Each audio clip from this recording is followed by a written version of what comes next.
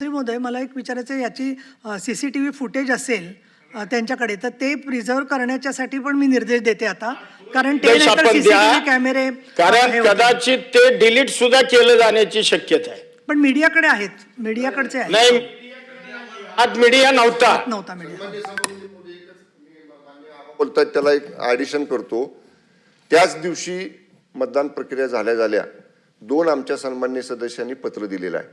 जिल्हा परिषदची इमारत आहे ती, मुख्य कार्यकारी अधिकाऱ्याने की तुमच्या परिसरातलं CCTVचं फुटेज सगळं आम्हाला त्या दिवशीचं द्या, आणि दुसरं ज्या सभागृहामध्ये मतदान होतं ते जे कस्टोडियन त्या कालावधीपुरते जिल्हाधिकारी होते, एक पत्र जिल्हाधिकाऱ्यांना दिले की निवडणूक प्रक्रियेमधलं सगळं व्हिडिओ रेकॉर्डिंग आमच्याकडे द्या. दोन्ही अर्ज आमच्या ऑन रेकॉर्ड आहेत त्या दिवशी संध्याकाळी 4 वाजता. त्यामुळे आम्ही त्यांना मागणी केलेली आहे. तोंडी ते आम्हाला म्हटले तास देतो, पण आबा म्हणताय, मान्य आबा म्हणतायत तसं ते काय डिलीट करतील, काय एडिट करतील, काय करतील सांगता येत नाही.